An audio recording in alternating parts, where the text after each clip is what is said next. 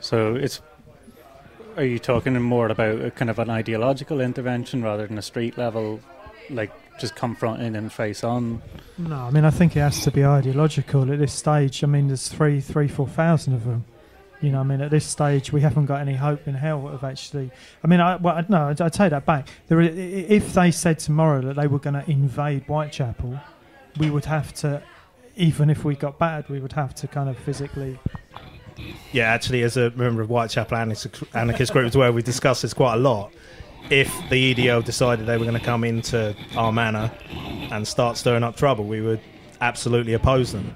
But we'd also carry on with a more in-depth analysis as well behind that. It's like an immediate thing. You defend your area, you defend your community. That's separate from the kind of more in-depth analysis you can have about what's going on as well.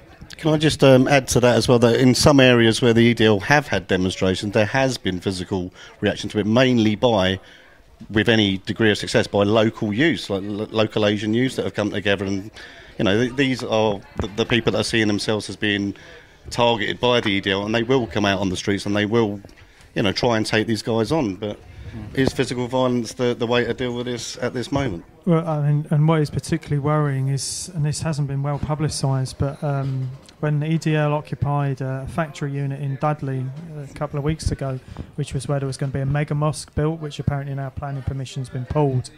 Following the occupation, hundreds of people, EDL supporters, came to Dudley, and hundreds of opponents came to, mainly Asian youth, came to Dudley as well. And in the trouble that night, at least 4 white youth, maybe associated with EDL, maybe not, were hospitalised in knife attacks, which is the worrying aspect of it. Is EDL just actually a fascist provocation, or even a state provocation? Because at the end of the day, it is extremely divisive, and we somehow or other have to intervene in there to stop that divisions happening. If there's a race riot develops out of an EDL, somebody somewhere is going to be very, very happy, and it's certainly not going to be us. It's not going to be the Asian youth, because they're the ones who are unfortunately probably going to come up. They're the ones who will be in prison for 20, 30 years, you know. So, I mean, they make a big show of this. Well, there's always one black guy that you see, you know, in his balaclava or whatever, kind of showing this black and white unite. But, I mean, to what extent have they infiltrated other communities? I mean, is there Asian members of the EDL? Or there's two. There's Gurjamit Singh, who's obviously non-practicing Sikh, because he hasn't got the hair and the turban. Right. And they've got a mad Rangers supporter, right, who's brought up in Glasgow, who they love to bits. But, I mean, he stands around singing songs about burning Catholics. So it's like, you know. Oh, yeah. I mean, I don't particularly think they've made inroads into particular communities to look for support there. You know, I think with this day and age, you've got the internet. I think they all organise a meeting somewhere, and because of the way the internet works now, people can just turn up from different football firms, which they are largely made up from, has to be said. And it's just, you know, it's a beano out for these guys for the day, you know. Yeah. It's a cheap day out, but it's, I mean, there's no question there is support in the Afro-Caribbean community, because that whole idea of division between white and Afro-Caribbean in this country is pretty out of date. And so people, the SWP, are still living in the past. They still think racism means white people hate black people. It doesn't work like that. There is definite anti-Muslim sentiment in there, but there isn't that racism that they think there is, you know. Yeah. But, I mean, it's a tricky one, though, because, I mean, they're against so many, like you said, they're against so many. Well, you'd agree with them about so much, like, would the solution be not just to join them and change from the inside? Because then you'd have loads of street fighters on your side as well. Like. I don't think you'd have a hope in hell. I mean, I think it's extremely, as in most football firms would be, it's extremely tightly run on certain levels. And I think there certainly are far-right people involved. But I think it's incredibly exclusive.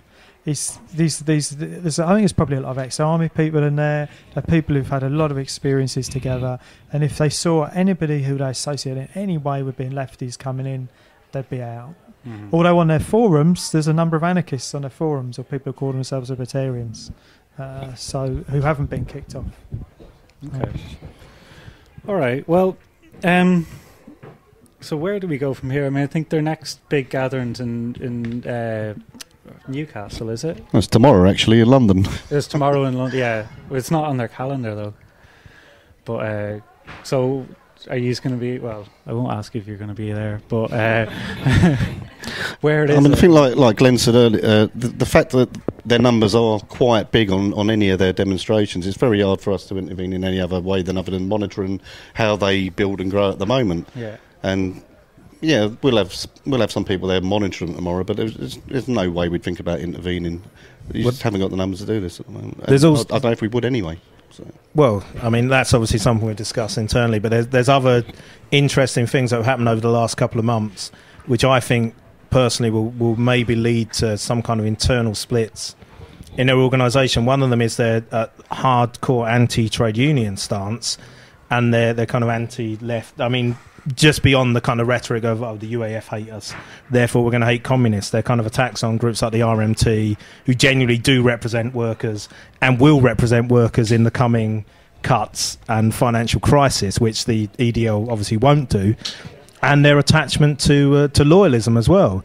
If they do what they say they're going to do and go over for the marches in Ireland, I think that's going to see a lot of kind of implosion within their ranks, because it's undeniable there'll be second and third generation Irish involved in their organisation. Yeah, that'll be a worrying development, I think. It'll be a worrying development, but I think it could also lead to internal contradictions they may not be able to resolve. This kind of, if they genuinely go down the route of anti-trade union and loyalism in the sense of being wedded to an idea of the union that involves Ulster, then I think they're heading down the path to fascism. I don't think their organisation can actually support that. Yeah, because it's not what a lot of the footy fans want, the hooligans that are involved. I mean, are they even talking about broadening out their politics other than what they already have, which is, at the moment, pretty one issue? Yeah, they totally contradict you on that, because they're very keen on Ulster loyalism. There's lots of posts on the site. They've got Ulster Loyalist Group now, the Ulster Defence League, and they claim... Don't forget their gay and lesbian section as well. Yeah, absolutely. So they say, on one hand, they say they're totally single issue if you try to bring in trade union issues,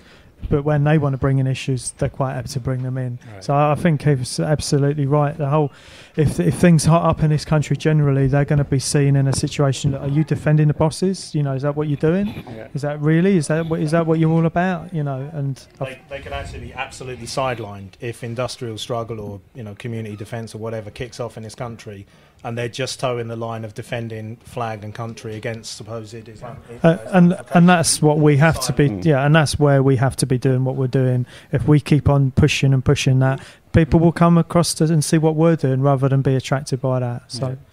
Well, it seems like it's a group that really didn't think about itself when it formed. It just kind of said, we're going to do this, blah, and then they have all these divisions inside themselves. So I guess.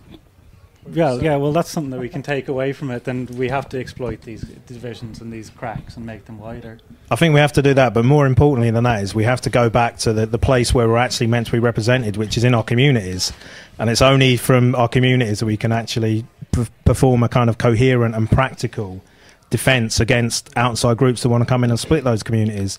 There's been a tradition in the last maybe 20, 30, 40, 50 years even of anarchism, of organising outside of our communities, of being distracted by other things that are going on, maybe insurrectionism, squatting, etc. We need to link these struggles back into communities where they belong, and we have to make sure that when the EDL comes into the area, genuinely there's a turnout from a local community, and we have to make sure that our ideas are far more attractive than their divisive ideas. That's why the next couple of months, when the shit really hits the fan, is the time for us to get fucking organised. And if at the end of the summer the EDL are getting 10,000 people out in September, it's because we failed to connect back with our communities, and not necessarily because they're saying anything kind of great or anything that working class people should orient themselves towards. All right, great. Well, you heard it here. Get out in the streets, preferably not with the UAF, but if you must. But yeah, is there any kind of non-SWP meetings or kind of that sort of thing coming up that people can get their teeth into? No, I mean, sorry? We've got our meetings in the summer. Yeah, I mean, we're planning a whole series of community-based meetings in the summer, like a tour around London street meetings. But I mean, I think if you look at any areas where it's Whitechapel, Hackney, Croydon, across London, we're starting to get organised. Camden, people are really starting to get organised now. We know the shit is going to hit the fan seriously. I think people increasingly, as Kev just said so eloquently, people realise that actually we need to concentrate on where we live, who are next door neighbours. If we don't build from there, we have no, you're building a castle on sand, it doesn't work. And we have the ability to win. That's a simple fact. But we have to get out and do it. Cool. All right. Thanks a lot, guys.